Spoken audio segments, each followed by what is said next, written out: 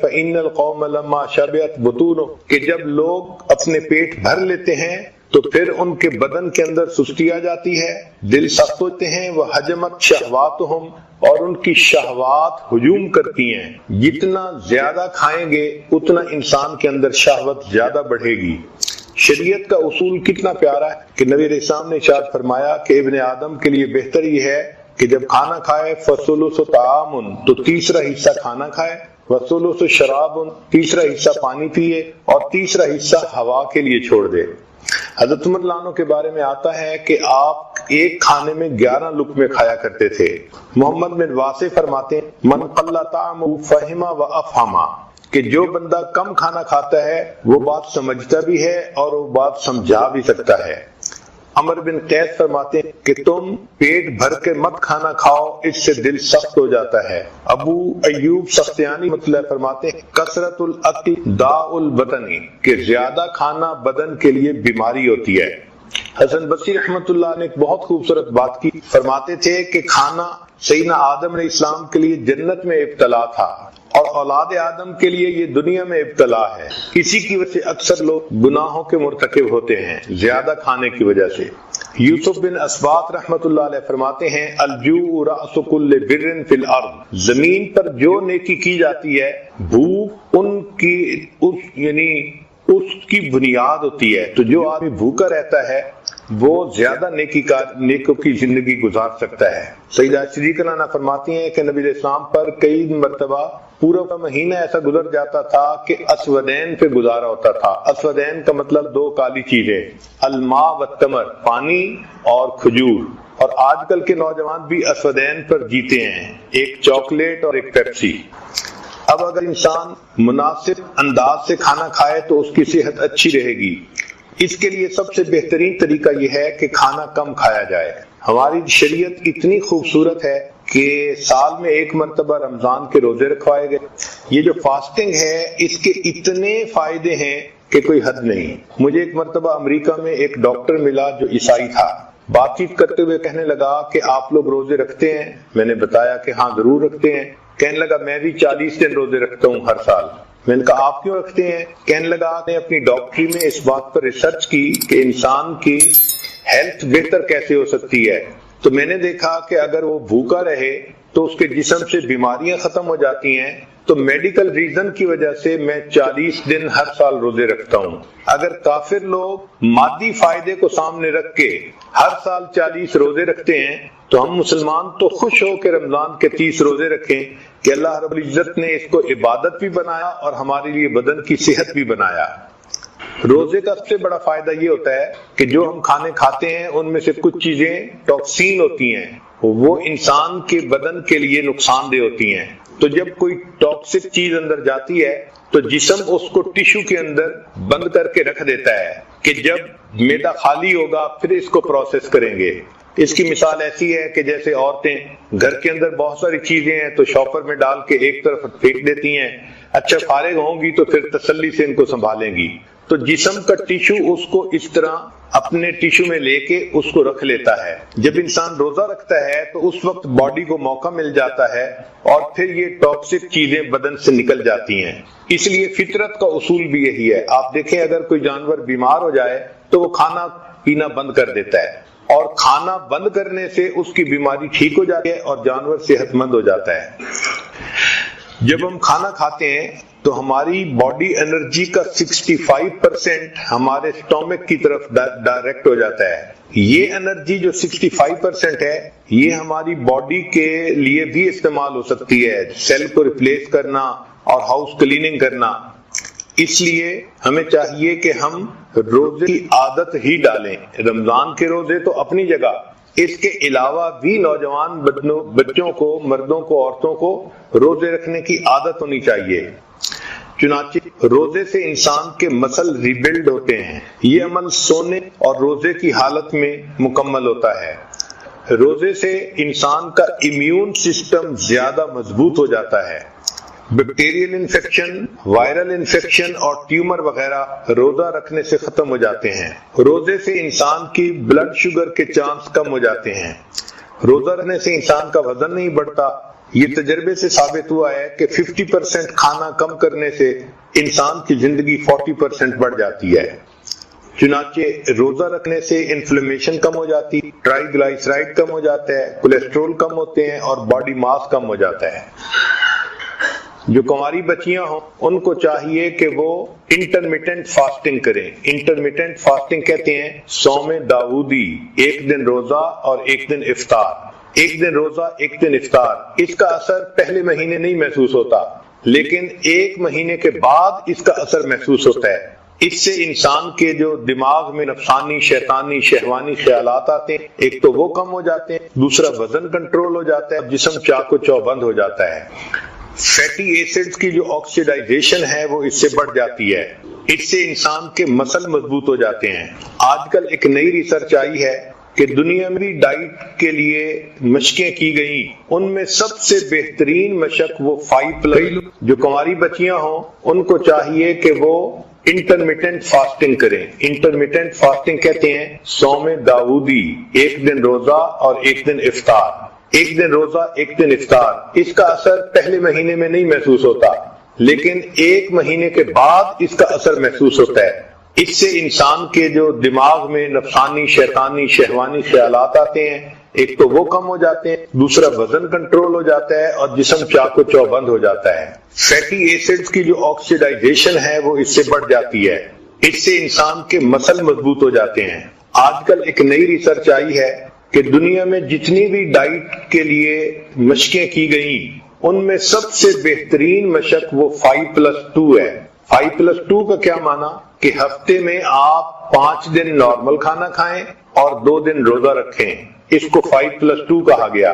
اس کا فائدہ یہ ہوتا ہے کہ 2 دن روزہ رکھنے سے انسان کا برین یہ سگنل لیتا ہے کہ میں نے زیادہ نہیں کھایا، لہذا وہ موٹاپے کی طرف سسٹم کو نہیں جانے دیتا۔ آپ دیکھیں کہ شریعت نے سوموار اور جمعرات کا روزہ اس کو عبادت کہا۔ اگر ہم شریعت ہی پر عمل کرنے لگ جائیں تو ہمیں دنیا کے فائدے تو مفت میں ہی مل جائیں۔ تو بچیوں کو چاہیے کہ وہ ڈائٹنگ کرنے کی بجائے جمعرات اور سوموار کا روزہ رکھنے کی عادت بنائیں، اس سے بہتر ڈائٹ اور دنیا میں نہیں ہے۔ اس سے بریسٹ کینسر سے انسان بچ جاتا ہے اور ویٹ گین کرنے سے بچ جاتا ہے اور اس کی سکن بیوٹیفل ہو جاتی ہے۔ چنانچہ 5+2 ڈائٹ فارمولا، اس کا سب سے بڑا فائدہ یہ ہے کہ سکن انسان کی شائننگ رہتی ہے، ینگ رہتی ہے۔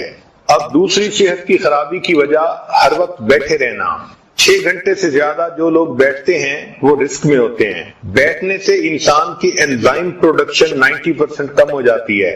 جو انسان بیٹھے رہیں 1 منٹ میں وہ 1 کیلری برن کرتے ہیں۔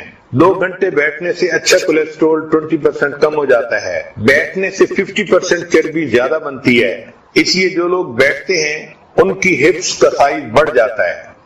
اب اس کا علاج یہ ہے کہ ہمیں چاہیے کہ بیٹھنے کے کام کے دوران ہم چلنے کے بہانے بنائیں۔ چلنے سے انرجی لیول 150% زیادہ ہو جاتا ہے، اسی لیے جو لوگ بیٹھتے ہیں ان کو چاہیے کہ جب چڑھنا ہو تو ایلیویٹر سے چڑھنے کی بجائے سیڑھیوں سے چڑھیں، یا اگر مال میں گئے تو پارکنگ ذرا دور کریں تاکہ چل کے جانا پڑے اور سامان اٹھا کے واپس لانا پڑے، اس طرح ہی ایکسرسائز ہو جائے۔ مسجد میں چل کے جائیں، دفتر چل کے جائیں، ایکسرسائز کے بہانے ڈھونڈیں۔ عورتیں گھر کے اندر کپڑے دھوئیں، گھر کے کام کریں، بچوں کے ساتھ کھیلنا۔ عورتوں کے لیے رسی پھیلانگنا ایک بہترین ایکسرسائز ہے، اس سے ان کی صحت ٹھیک رہتی ہے۔ نبی علیہ الصلوۃ والسلام نے سیدہ صدیقہ رضی اللہ تعالی عنہا کے ساتھ ایک مرتبہ دوڑ لگائی تھی، تو گویا بچوں کے ساتھ دوڑنا یہ بھی ایک اچھی ایکسرسائز ہے۔ دین اسلام نے ایکسرسائز کو ہمیشہ پسند کیا ہے، چنانچہ بچوں کو بھی ایکسرسائز کرنی چاہیے۔ سائنس نے یہ ثابت کیا کہ بچوں کو ہفتے میں 3 مرتبہ اچھی ایکسرسائز کرنی چاہیے، اس سے ان کی صحت اچھی رہتی ہے۔ جو ایڈلٹ ہوں ان کو بھی چاہیے کہ وہ ایکسرسائز کریں، ورک آؤٹ کریں، کم از کم ہفتے میں 3 مرتبہ۔ 2 گھنٹے سے 5 گھنٹے اگر ہوں تو یہ بہت اچھا ہے۔ اور اگر عمر زیادہ ہو گئی ہے تو اولڈر ایڈلٹس کو بھی ایکسرسائز سے فائدہ ہوتا ہے، مگر وہ ایکسرسائز ایسی کریں کہ جو ان کو جوڑوں کو نقصان نہ دے۔ حتیٰ کہ جو پریگننٹ عورتیں ہوتی ہیں ڈاکٹر ان کو بھی ریکمینڈ کرتے ہیں کہ وہ بھی چلیں، اور جو ڈسیبل لوگ ہوتے ہیں ان کو بھی کہتے ہیں کہ وہ بھی چلیں، تو ان کو بھی فائدہ ہوتا ہے، وہ بھی ایکسرسائز ضرور کیا کریں۔ اپنے ویٹ کو ریڈیوس کرنا اور سمارٹ رہنا یہ صحت مندی کا راز ہے۔ عام طور پر مرد اس معاملے میں بہت غفلت کرتے ہیں اور عورتیں اپنے ویٹ کے بارے میں کافی کانشیس ہوتی ہیں۔ Your body is the baggage you carry most of your life. The more excess the baggage, the shorter the trip. جتنا بیگیج زیادہ ہوگا اتنا ٹرپ شارٹر ہوگا اور انسان کی موت جلدی آئے گی۔ مرد عام طور پہ بہانے بناتے ہیں، ان کو ویٹ ریڈیوس کرنے کے لیے کہیں تو وہ بہانے بناتے ہیں، کہتے ہیں I keep trying to lose weight but it keeps finding me. میں تو ویٹ لوز کرنے کی کوشش کرتا ہوں مگر ویٹ مجھے تلاش کر لیتا ہے۔ بیوی نے اپنے خاوند سے پوچھا کہ یہاں فلاں جگہ پر 2 کیک پڑے تھے، رات میں 1 کیک وہاں نہیں ہے، تو اس کی کیا تفصیل ہے؟ تو خاوند نے جواب میں کہا کہ اندھیرا بہت تھا اس لیے مجھے دوسرا کیک نظر نہیں آیا۔ ایک خاوند ویٹ مشین کے اوپر اپنا وزن چیک کر رہا تھا تو اس نے لمبا سانس لیا، تو لمبا سانس لینے پر بیوی نے کہا کہ لمبا سانس لینے سے تمہارا وزن کم نہیں نظر آئے گا۔ اس نے کہا میں نے اس لیے لمبا سانس لیا ہے کہ مجھے اس کے بغیر مشین نظر ہی نہیں آ رہی۔ عام طور پر مردوں کو دیکھا ہے کہ وہ سی فوڈ ڈائٹ پر ہوتے ہیں۔ سی فوڈ ڈائٹ کا کیا معنی؟ کہ جہاں کھانا دیکھتے ہیں وہیں اس کو کھا لیتے ہیں۔ I am on a seafood diet. I see food and I eat it. Ten ager لوگ آج کل جو موٹے ہو جاتے ہیں اس کی بنیادی وجہ کہ وہ جب بور ہوتے ہیں تو وہ کھانا کھاتے ہیں۔ The reason why teenagers are fat is they eat when bored. اور دوسری وجہ یہ ہے کہ they are bored all the time. تو کھانے پینے میں صحت کا خیال رکھنا یہ انسان کے لیے فائدہ مند ہے، اللہ کو قوی مومن زیادہ پسند ہے۔ تو عورتیں صرف ڈائٹنگ کی نیت نہ کریں بلکہ یہ دیکھیں کہ میں صحت مند رہوں گی تو میں گھر میں خدمت زیادہ کر سکوں گی، نیکی زیادہ کر سکوں گی، عبادت زیادہ کر سکوں گی۔ اپنے مقصد کرتے رہیں گے، اللہ کی ہماری قیمت ہوگی، ہمیں کوئی پریشانی ہوگی، تکلیف ہوگی تو اللہ ہماری مدد کریں گے، اللہ ہماری حفاظت کریں گے، اللہ خیال رکھیں گے۔ اور جب ہم مقصد کو پورا کرنا چھوڑ دیں گے تو ہم اللہ کی نظر میں بے قیمت ہو جائیں گے، پھر ہمارے ساتھ جو مرضی ہوتا رہے اللہ کو اس کی کوئی پرواہ نہیں ہو۔ آج آپ آنکھوں سے دیکھ رہے ہیں نا کہ مسلمان اپنے مقصد کو بھول کے زندگی گزار رہا ہے، اور مسلمان کے ساتھ کیا ہو رہا ہے؟ ہر جگہ کافر مسلمانوں کو مار رہے ہیں، تنگ کر رہے ہیں، پریشان کر رہے ہیں، اور اللہ کی مدد نہیں اتر رہی، اس لیے کہ ہم نے بھی مقصد زندگی کو بھلایا ہوا ہے نا۔ اگر ہم مقصد زندگی کو پورا کرتے اللہ ہماری مدد کے لیے فرشتوں کو آسمان سے اتار دیتے۔ صحابہ کرام مقصد زندگی کو پورا کرتے تھے، 313 تھے، اور ان کے مقابلے میں 1000 کافر تھے، اور ان سب کے پاس اسلحہ تھا اور مسلمان خالی ہاتھ تھے۔ اللہ نے فرشتوں کو بھیج دیا اور اپنی مدد سے اللہ نے ایمان والوں کو کامیاب کر فضائے بدر پیدا کر فرشتے تیری نصرت کو اتر سکتے ہیں گردوں سے قطار اندر قطار۔ اب بھی فرشتے ہماری مدد کو آ سکتے ہیں اگر ہم اپنے مقصد زندگی کو پورے کرنے والے بنیں۔ اب ہماری زندگی کا مقصد کیا ہے؟ اللہ تعالیٰ کو راضی کرنا، آخرت کی تیاری کرنا، یہ مقصد زندگی ہے۔ اور ہماری ضرورت کیا ہے؟ کھانا پینا، پہننا، شادی بیاہ کرنا، اولاد ہونا، دنیا کی زندگی آرام سہولت سے گزر جانا، یہ ہماری ضرورت ہے۔ اگر آپ غور کریں، آج ہم نے ضرورت کو مقصد کا درجہ دے دیا ہے اور مقصد کو ہم نے ذہن سے نکال دیا۔ ہر نوجوان بس یہ چاہتا ہے کہ مجھے ایسی جاب مل جائے جس میں مجھے اچھا گھر بھی مل جائے، گاڑی بھی مل جائے، اور میری اچھی جگہ شادی بھی ہو جائے، اور میری زندگی سہولت کے ساتھ گزرے، اسی کے لیے لگا ہوا ہے، اور اس میں حلال اور حرام کا پھر خیال نہیں رکھتا۔ حتیٰ کہ اگر ایکسائز کے محکمے میں اگر کسی کو کلرک کی جگہ مل جائے نا تو ماں باپ کو لوگ مبارک دے رہے ہوتے ہیں، بھئی کلرک کی تو بہت چھوٹی پوسٹ ہوتی ہے، اس پر کیا مبارکباد دے رہے ہیں، مگر وہ جانتے ہیں کہ یہ ایکسائز ڈپارٹمنٹ کا کلرک ہے، یہ اتنا پیسہ بنائے گا کہ دوسری جگہوں کے بڑے بڑے آفیسر بھی نہیں بنا سکتے۔ ہم نے اپنے قریبی تعلق والوں میں چھوٹے بچے تھے، ایک گھر میں گئے والدین کے ساتھ ان کو مبارکباد دینے، کیوں؟ ان کے بچے کی کلرک کی جو ہے وہ نوکری لگ گئی تھی، اور پھر جب بڑے ہوئے تو پھر ہمیں پتا چلا کہ واقعی کلرک بادشاہ کیا کچھ کمال دکھا سکتا۔ ہمارے شہر میں ایک کلرک تھا ڈی سی او آفس، ہم اس وقت 5ویں 6ویں جماعت میں پڑھتے تھے، اس کی باتیں گھر میں بڑے بھائی کرتے تھے اور ہم سنتے تھے تو ہمیں یاد ہیں۔ وہ کلرک ایسا تھا کہ 8 مہینے اس کو اپنی تنخواہ لینی یاد نہیں ہوتی تھی، وہ تنخواہ ہی نہیں وصول کرتا تھا، اس لیے کہ ضرورت ہی نہیں تھی۔ ایک موقع پہ ڈپٹی کمشنر نے اس کو نکال دیا، اس نے ڈپٹی کمشنر کو کہا جناب آپ مجھے نوکری پہ بحال کر دیں، پورے ڈپارٹمنٹ کے لوگ تنخواہ میں دیا کروں گا۔ بھئی آپ کہاں سے دیں گے؟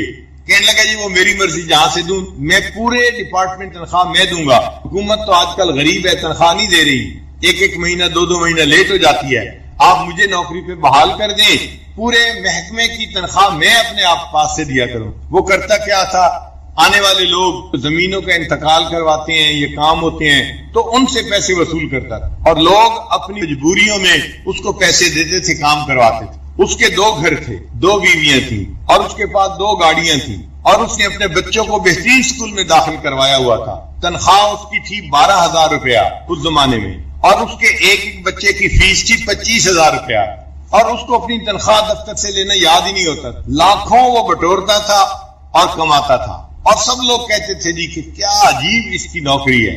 حرام کی کمائی کو سب بڑے حسرت سے دیکھتے تھے، گھروں میں ماں باپ اس کی مثالیں دیتے تھے، دیکھو فلاں نوجوان نے کیسے اپنی زندگی بنائی، گھر بنائے، شادی کی، گاڑی ہے، سارا کچھ ہے، اس نے اپنی زندگی کو کیسے بنایا، تم بھی خوب بنانا۔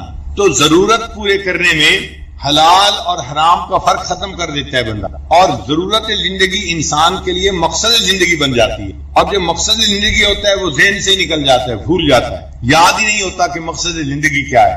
یہ آج کے دور کا ایک اور بڑا فتنہ ہے، مادیت کے اس دور میں یہی بڑا فتنہ ہے۔ اسی لیے قومیں نعرہ لگاتی ہیں تو روٹی کپڑا اور مکان کا، کہ ہمیں روٹی کپڑا چاہیے، مکان چاہیے۔ بھئی آپ کو ایمان بھی چاہیے، وہ یاد ہی نہیں ہوتا، ایمان کا تذکرہ ہی نہیں ہوتا کہیں، ایمان بھی چاہیے یا نہیں چاہیے، بس روٹی کپڑا مکان۔ اور اچھا حاکم وہ سمجھا جاتا ہے جو قوم کے لوگوں کو روٹی کپڑا اور مکان پہنچا دے، پرووائڈ کر دے۔ تو مطلب یہ کہ ضرورتیں مقصد بن جاتی ہیں، اور جو مقصد ہوتا ہے وہ ذہنوں سے ہی نکل جاتا ہے، بھول جاتے ہیں انسان مقصد۔ آج ہماری زندگی کا مقصد بنا ہوا ہے اچھی طرح زندگی گزارنا، سہولت کی زندگی گزارنا۔ بھائی یہ ضرورت ہے، یہ مقصد زندگی نہیں ہے، یہی پہ ہم غلطی کھا رہے ہیں۔ صحابہ کرام کی جو تربیت کی تھی نبی علیہ الصلوۃ والسلام نے، تو ان کو سمجھایا تھا کہ دنیا کی ضرورتوں میں اونچ نیچ ہو سکتی ہے، اپنے مقصد کو نہ بھولنا۔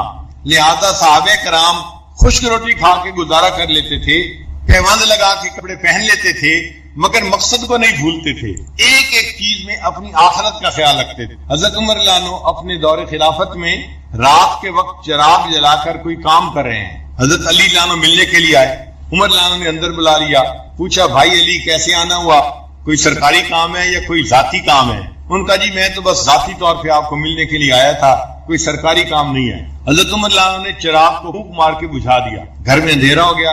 حضرت عمر بھی حیران ہے، اندھیرے میں بیٹھے ہیں، ایک دوسرے کا چہرہ ہی نہیں دیکھ سکتے۔ تو حضرت علی رضی اللہ عنہ نے پوچھا بھائی عمر، مہمان کے آنے پہ چراغ جلایا کرتے ہیں، چراغ بجھایا تو نہیں کرتے؟ تو عمر رضی اللہ عنہ نے جواب دیا، علی بھائی آپ نے ٹھیک کہا کہ مہمان کے آنے پہ چراغ جلاتے ہیں، بجھاتے نہیں ہیں، مگر میں نے اس لیے بجھا دیا کہ مجھے اور آپ کو یہ زیب نہیں دیتا ہم ذاتی گفتگو کرتے رہیں اور بیت المال کے پیسے کا تیل جلتا رہے۔ اتنا آخرت کا خیال تھا، چھوٹی چھوٹی چیزوں میں بھی اسی طرح دھیان رہتا تھا کہ آخرت خراب نہیں ہونی چاہیے، تو چراغ بجھا دیا کہ بیت المال کے پیسے کا تیل فضول نہیں جلنا چاہیے۔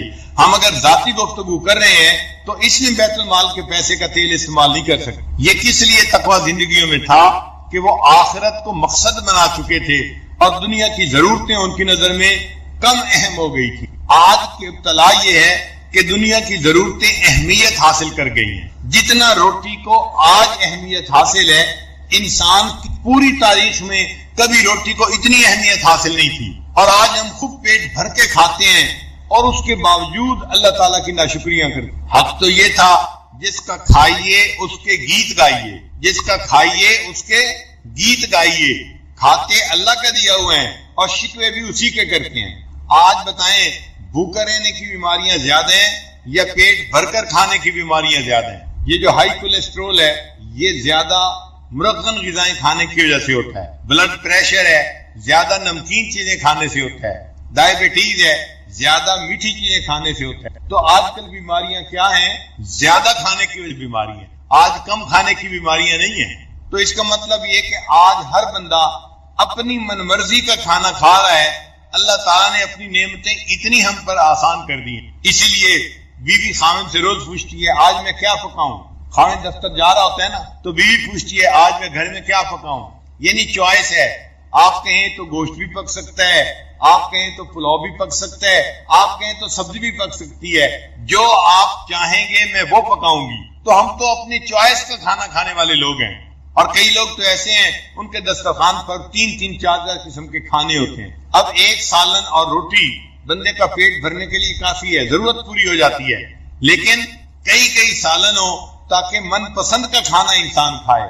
تو ہم ضرورت پوری نہیں کر رہے، ہم تو اپنی خواہشات پوری کرنے میں لگے ہوئے ہیں۔ آج دعوت دیتے ہیں 7 کورس میل کی عادت پڑ گئی ہے۔ 7 کورس میل کیا ہوتا ہے؟ پہلے سوپ لایا جاتا ہے، پھر ان کے بعد ان کے لیے کوئی اور ایپیٹائزر لایا جاتا ہے، پھر اخیر پہ کھانا لاتے ہیں، پھر کھانے کے بعد پھر چائے ہوتی ہے، ٹوٹل ملا کے یہ 7 چیزیں بن جاتی ہیں۔ تو 7 کورس میل کے کھانے آج ہم کھاتے ہیں، اور اس کو ہم نے اپنی ضرورت سمجھ لیا ہے۔ بھئی ضرورت تو پیٹ بھرنا تھا، پیٹ تو خشک روٹی سے بھی بھر جاتا ہے، دیکھنا یہ تھا حلال ہے یا حرام ہے، وہ تو ذہن سے ہی نکل گیا۔ حرام حلال ذہن میں نہیں ہوتا، بس ہم نے اچھا کھانا کھانا ہے، پیسہ ہمیں جہاں سے ملے۔ یہی وبال ہے اور یہی آج کے دور کا فتنہ ہے کہ انسان ضرورت کو مقصد بنا چکا اور اپنے مقصد کو اس نے بھلا دیا، اور ہمیں ہر وقت ذہن میں یہ بات رہتی ہے بس ہم خوش رہیں، پریشانی کوئی نہیں ہونی چاہیے۔ بھئی دنیا کی زندگی میں تو پریشانی ہوگی، ایک بندہ اگر دریا میں چھلانگ لگائے گا تو اس کا جسم گیلا ہوگا یا نہیں ہوگا؟ بتائیں بھائی، کوئی کہہ سکتا ہے جی کہ میں نے دریا میں چھلانگ لگائی، دیکھو جی میرا جسم گیلا ہو گیا؟ بھئی پانی میں چھلانگ لگائیں گے تو جسم گیلا ہوگا۔ یہ دنیا پریشانیوں کا گھر ہے، ہم جب دنیا میں ہوں گے تو پریشانیاں ہمیں آئیں گی، دائیں سے بائیں سے آگے سے پیچھے سے۔ تو پریشانیوں کا آنا کوئی بڑی پریشانی کی بات نہیں ہے، یہ معمول کی بات ہے۔ ہاں ان پریشانیوں میں لگ کے ہمیں مایوس نہیں ہونا چاہیے، ہمیں اللہ کے در سے دور نہیں ہونا چاہیے۔ ایک آدمی اگر پریشان ہے اس کا بھی دن گزر جاتا ہے، جو بندہ خوش ہے دن اس کا بھی گزر جاتا ہے۔ جس نے پیٹ بھر کے پراٹھے کھا کے اپنا پیٹ بھر لیا اس کا بھی وقت گزر گیا، جس نے روزہ رکھ کے وقت گزارا دن اس کا بھی گزر گیا۔ تو خوشی اور غمی میں دن گزر جاتے ہیں نا، پیٹ بھر کے اور پیٹ خالی دن گزر جاتے ہیں نا، لیکن دیکھنا یہ تھا کس نے شریعت کے مطابق دن گزارا اور کس نے گناہوں میں دن گزارا، اس طرف ہمارا دھیان ہی نہیں جاتا۔ ایک ہی کام سب کو کرنا ہے، ایک ہی کام سب کو کرنا ہے، یعنی جینا ہے اور مرنا ہے۔ ایک ہی کام سب کو کرنا ہے، یعنی جینا ہے اور مرنا ہے۔ رہ گئی بات رنج و راحت کی، یہ فقط وقت کا گزرنا ہے۔ یہ جو ہم کہتے ہیں نا رنج ہے یہ راحت ہے، یہ صرف وقت کے گزرنے والی بات ہے، وقت گزر رہا ہوتا ہے۔ تو ہم رنج میں ہوں یا راحت میں ہوں، نظر میں یہ رہے ہم اللہ کو راضی کر رہے ہیں یا نہیں کر رہے، یہ مقصد ہے ہمارا۔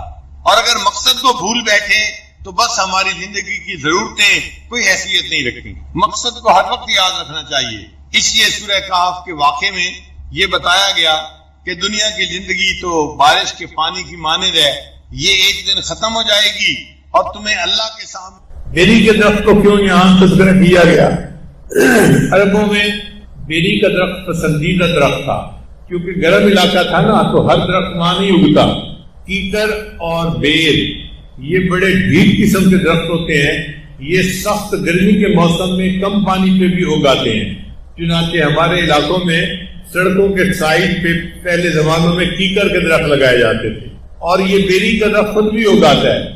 تو عربوں میں گرمی کا مسئلہ بہت تھا، ہر جگہ گرمی، نیچے صحرا اور اوپر سایہ کوئی نہیں، تو وہ لوگ پسینے شرابور ہوتے تھے اور تنگ آ کے وہ ڈھونڈتے تھے کہ کہیں ہمیں کوئی سایہ دار درخت مل جائے، تو درختوں میں جا کے ان کو بیری کا درخت ملتا تھا، تو پھر وہ بیری کے درخت کے نیچے سائے کے لیے تھوڑی دیر آرام کرتے تھے۔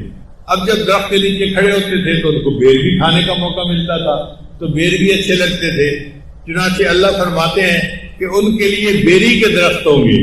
بیری کے درخت کا جو پتے ہوتے ہیں وہ کارآمد زیادہ ہوتے ہیں۔ آج تو ہم شیمپو اور صابن کے زمانے میں جی رہے ہیں نا، پہلے زمانوں میں پانی میں بیری کے پتے ڈال کے اس سے غسل کیا جاتا تھا۔ چنانچہ ہمیں اپنے بچپن کا وقت یاد ہے کہ کوئی آدمی فوت ہوتا تھا تو بیری کے پتے منگائے جاتے تھے اور پانی کے اندر بیری کے پتوں کو جو ہے گرم کیا جاتا تھا اور اس سے مردے کو نہلایا جاتا تھا۔ تو چونکہ بیری کے پتے جو ہیں کارآمد ہیں اور سایہ کارآمد ہے، اللہ نے اس کا تذکرہ پہلے کیا. حدیث مبارکہ میں ہے ایک دیہاتی بندہ نبی صاحب کی خدمت میں آیا, اے اللہ کے حبیب صلی اللہ علیہ وسلم کیا جنت میں بھی ایذا دینے والی چیزیں ہوں گی؟ نبی صاحب نے فرمایا نہیں. تو اس نے کہا کہ جنت میں بیری کا درخت ہوگا نا؟ نبی صاحب نے فرمایا ہاں بیری کا درخت ہوگا. کہنے لگا بیری کے اوپر تو کانٹے ہوتے ہیں جو اپنے پھل توڑنے والے بندے کو نقصان دیتے ہیں, تکلیف دیتے ہیں. تو نبی صاحب نے فرمایا کہ جنت میں جو بیری ہوگی اس میں کانٹے نہیں ہوں گے, وہ بندے کو نقصان نہیں پہنچائے گی. اب یہ بات کسی زمانے میں عجوبہ ہوتا تھا کہ بیری بغیر کانٹے کے, مگر آج سائنسدانوں نے گلاب کے پودے بنا لیے بغیر کانٹوں کے. چنانچہ ساؤتھ افریقہ میں ایک انگریز ہے, اس کو گلاب کا بابائے گلاب کہا جاتا ہے. بڑا اس کی زندگی کی پوری ریسرچ گلاب کے اوپر ہے. ایک مرتبہ میرے ساتھی مجھے اس کے پاس ملنے کے لیے لے گئے. اس نے کوئی گلاب کی 150 ورائٹیاں نئی بنائی ہوئی تھی, خود اس نے ایجاد کی تھی دنیا میں. تو اس نے مجھے اپنا پورا نظام دکھایا. اس نظام میں میں نے اس سے یہ سوال پوچھا کہ کیا کوئی گلاب کا پھول بغیر کانٹوں بھی ہوتا ہے؟ اس نے کہا جی ہاں ہم نے بنا لیا ہے, آئے میں آپ کو دکھاتا ہوں. تو وہ مجھے ایک خاص کمرے میں لے کر گیا. وہاں گلاب کا پودا تھا جس پر موٹے موٹے گلاب کے پھول لگے ہوئے تھے اور اس کے اوپر کوئی کانٹا ہی نہیں تھا. ہپو کے دونوں پاؤں جو تھے وہ اندر تھا. اس نے نکالنے کے لیے جو زور لگایا تو اس کے پچھلے 2 پاؤں بھی زمین میں تھا. اب وہ جتنا زور لگاتا اتنا اس کیچڑ کے اندر اور دھستا جاتا, حتیٰ کہ اس کو محسوس ہوا کہ میں پھنس چکا ہوں, اب میرا نکلنا مشکل ہے. تو اس جانور نے آوازیں نکالنی شروع کی. ان آوازوں کا مطلب تھا کہ پلیز مجھے مدد کی ضرورت ہے, میری مدد کرو. کئی گھنٹے اس طرح گزر گئے, ہپو نکل نہیں پا رہا تھا. اب اس کو ایک پریشانی اور لگ گئی کہ اندھیرا قریب ہے, رات قریب ہے. اگر شیر آ گیا تو وہ مجھے دیکھے گا کہ میرے پاؤں تو یہاں پکڑے ہوئے ہیں, تو حملہ کرے گا, تو مجھے جان سے مار دے گا, کاٹ کھائے گا. اب جب اس کو اپنی جان کی فکر لگی تو اس نے بہت دردناک آواز نکالنی شروع کر دی. جس جانور کو بھی دیکھا دردناک آواز نکالتا. اتنے میں ہاتھیوں کا ایک بڑا گروپ آیا. ریوڑ سمجھ لیں. ہاتھیوں کی خوبصورت عادت ہے, جب وہ چلتے ہیں نا تو وہ بھیڑ بنا کے نہیں چلتے, لائن میں چلتے, ایک کے بعد دوسرا, تیسرا, چوتھا. 200 ہاتھی بھی ہوں گے تو ایک لائن میں آپ کو چلتے نظر آئیں. جیسے تسبیح میں دانے پروئے ہوتے ہیں نا, اس طرح وہ ایک کے پیچھے دوسرا, ایسے لگتا ہے جیسے فٹ سٹیپ کے اوپر چل رہے ہیں. جو سب سے بڑا ان کا سردار ہوتا ہے وہ آگے ہوتا ہے اور باقی سب اس کے پیچھے پیچھے. ہاتھیوں کا بڑا گروپ آیا اور اس نے پانی پینا شروع کر دیا. اتنے میں اس ہپو نے آواز نکالی.